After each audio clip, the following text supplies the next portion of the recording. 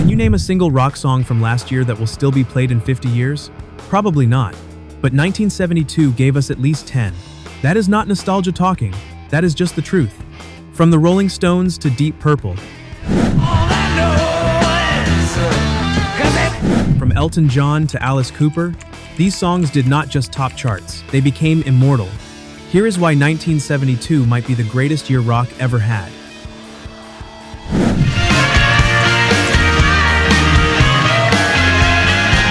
Some songs just sound like trouble in the best way possible. Tumbling Dice is the soundtrack to Bad Decisions and Good Times. Straight off Exile on Main Street, this track is pure Rolling Stones swagger.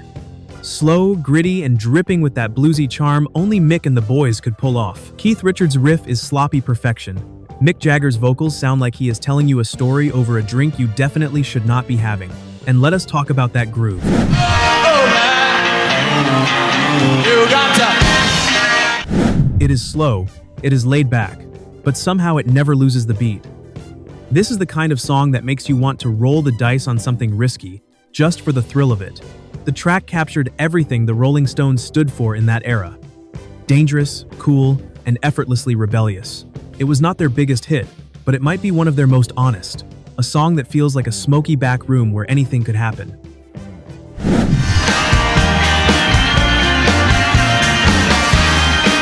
The recording sessions for Exile on Main Street were legendary in themselves. The band holed up in a basement in the south of France, surrounded by chaos, creativity, and a cloud of smoke that never seemed to clear. Tumbling Dice emerged from those sessions like a diamond pulled from the mud, raw, unpolished, and absolutely perfect in its imperfection.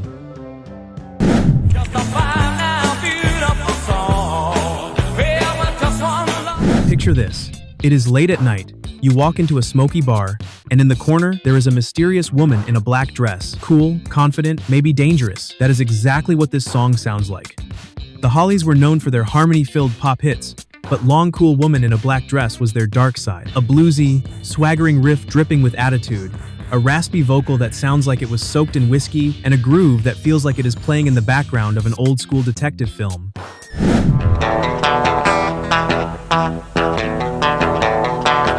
It is part rock song, part film noir soundtrack, and 100% smooth. And here is the kicker, it almost never happened. The band barely promoted it, but somehow it took on a life of its own, becoming their biggest American hit. Sometimes the best things happen when you least expect them. What made this track stand out was how different it sounded from everything else the Hollies had done.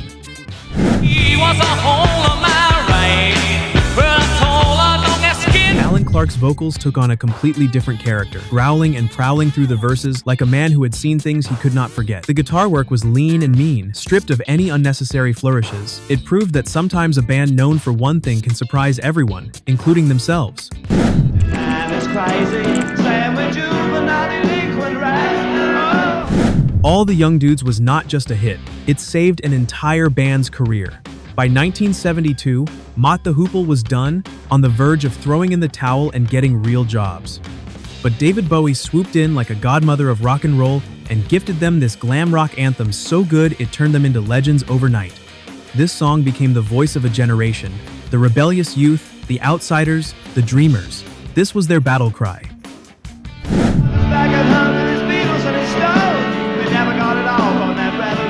And that chorus is impossible not to sing along to at full volume, preferably while throwing your fist in the air like you just do not care.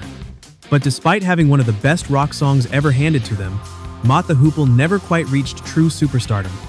They remained cult heroes, forever tied to this one glorious moment, when David Bowie believed in them more than they believed in themselves.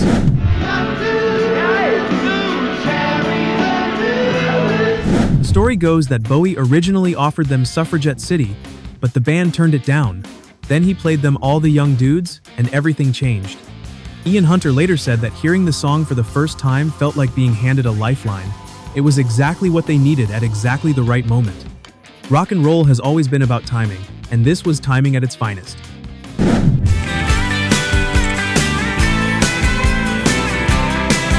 While All the Young Dudes had that glam rock swagger turned up to 11, this next song dials it back, with smooth harmonies, laid-back vibes, and a reminder to just relax. This song from Los Angeles practically forces you to sit back and enjoy the ride. Eagles kicked off their career with Take It Easy, A song that sounds like a road trip with the windows down and nowhere to be. That opening riff is immediately recognizable, paired with harmonies smoother than a desert highway at sunset. He's gonna save me. And let us be real, this song single-handedly made standing on a corner in Winslow, Arizona a bucket list activity. Who knew geography could be so appealing? With its blend of country rock charm and pure good vibes, Take It Easy became the blueprint for California rock in the 70s. Eagles would go on to have bigger hits, but this song set the tone for everything that came after. Glenn Frey and Jackson Browne wrote the song together, and there is a reason it feels so effortless. It captures that feeling of being young and free, with the whole world stretched out ahead of you like an endless highway.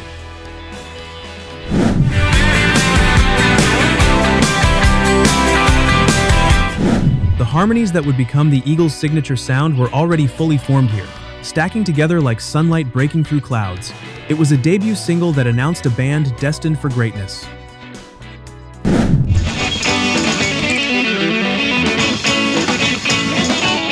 While some guitar solos make you nod in appreciation, this one slaps you across the face. Steely Dan was not your typical rock band. They were jazz nerds in disguise, crafting songs so slick they felt like they belonged in a five-star lounge, not a dive bar. But Reelin' in the Years showed their edgier side. That opening guitar lick is like a caffeine overdose, and the solos, played by session guitarist Elliot Randall, are so legendary that even Jimmy Page called them his favorite.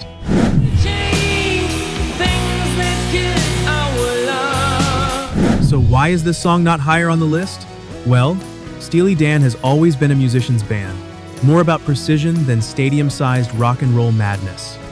But for those who get it, Reelin' in the Years is a masterclass in cool. It is technical perfection wrapped in a song that still makes you want to move. Not bad for a couple of jazz nerds who decided to plug in and turn it up. Donald Fagen and Walter Becker were perfectionists in every sense of the word. Are you reeling in the years? They would go through dozens of session musicians to find exactly the right sound for each track. With Reelin' in the Years, they struck gold with Elliot Randall, whose guitar work elevated the song from great to legendary.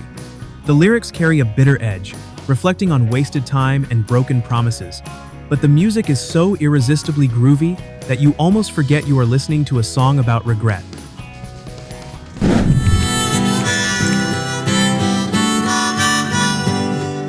While Reelin' in the Years was about technical perfection, this next song is about storytelling at its rawest. Neil Young was not trying to smash guitars or blow minds with this one. No, he grabbed an acoustic, brought in James Taylor and Linda Ronstadt to add their voices, and wrote the biggest song of his career.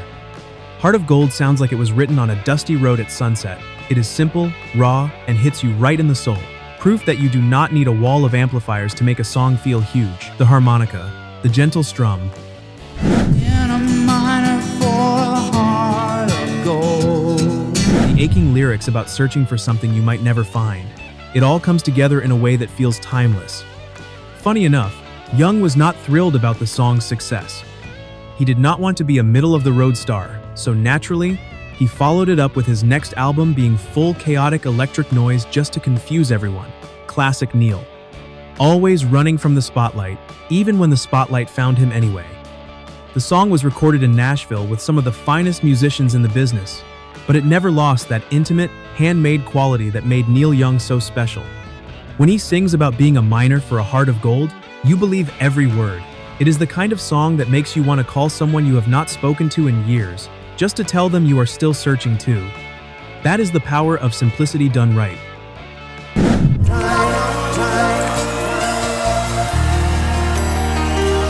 If Heart of Gold made us stare out of a window and reflect on life, this next song strapped us into a spacesuit and launched us straight into the cosmos. Elton John sends us directly into orbit with this one. Rocket Man is more of a cinematic experience than a song. From the moment Elton's piano kicks in, you can see the stars, feel the loneliness, and imagine yourself floating through space. It is epic, emotional, and full of so much drama, it might as well be an intergalactic soap opera. And let us talk about that chorus. It is impossible not to sing along.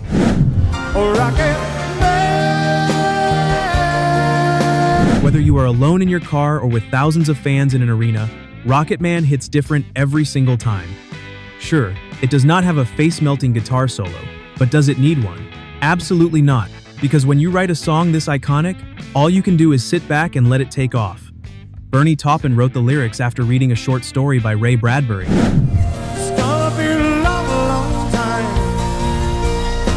And you can feel that science fiction influence in every verse.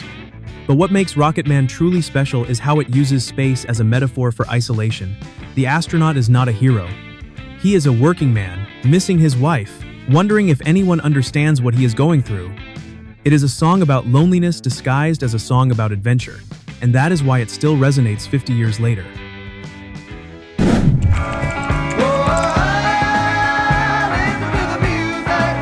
While Rocket Man had us floating through space, this next song keeps us firmly on the ground, reminding us that sometimes all you need to do is kick back, relax, and listen to the music. This track is pure feel-good energy wrapped in smooth harmonies, a funky groove, and a guitar riff that immediately gets your head nodding. The Doobie Brothers did not just write a song with this one, they created a vibe. And that vibe is why stress out when you can just dance instead? And let us talk about those lyrics.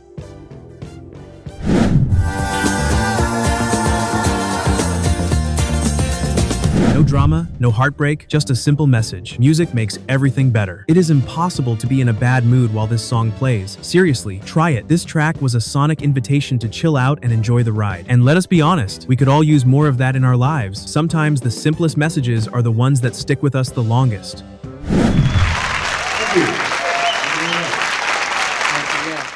Tom Johnston wrote the song as a call for unity and peace, and the band delivered it with a warmth that felt like a musical hug. The guitar interplay between Johnston and Patrick Simmons created a sound that was uniquely Doobie Brothers, tight but never stiff, polished but never cold. It became their breakthrough hit and established them as one of the defining bands of the California rock sound.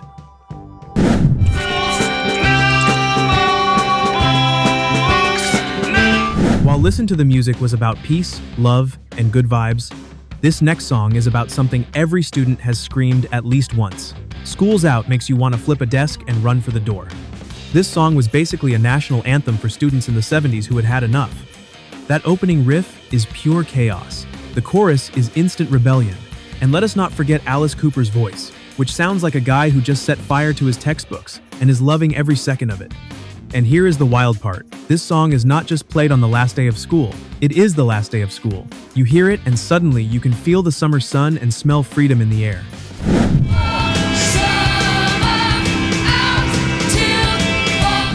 Alice Cooper understood something fundamental about rock and roll.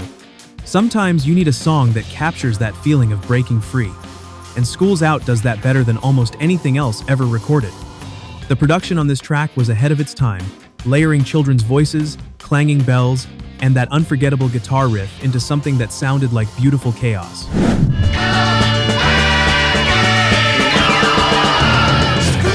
Bob Ezrin, who produced the album, knew exactly how to channel Alice Cooper's theatrical madness into a radio-friendly format without losing any of the edge. The result was a song that shocked parents and thrilled teenagers in equal measure, exactly what rock and roll was supposed to do.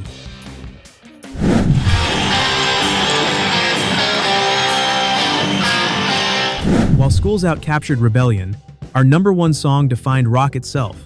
It has the most famous riff of all time, the first thing every guitarist learns, and the song that refuses to die. Ladies and gentlemen, Smoke on the Water. Some songs become famous. This one became the blueprint for rock and roll. That 4-note riff is the most iconic guitar riff ever recorded. It is the first thing every guitarist learns, the riff every cover band plays, the song you hear at soundcheck in every dive bar with a stage.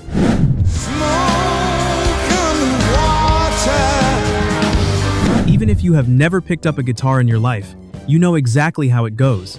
This was not just a hit, it was a true rock moment. It pushed Machine Head to multi-platinum status, landed on countless greatest songs of all time lists, and helped make Deep Purple one of the pioneers of heavy rock. And the story behind it is legendary. A fire broke out during a Frank Zappa concert, burning down a casino on the shore of Lake Geneva in Switzerland. The band watched the smoke roll across the water from their hotel. Fire in the street, I see you. And from that chaos, rock history was born. Smoke on the Water is not just a song, it is rock music in its purest form. 1972 gave us rock anthems that still echo today, from the rebellious energy of School's Out to the legendary riff of Smoke on the Water, these songs shape generations and continue to inspire. Which song was your favorite? Did we miss any? Drop a comment below and let us know which 1972 classic still gets you turning up the volume.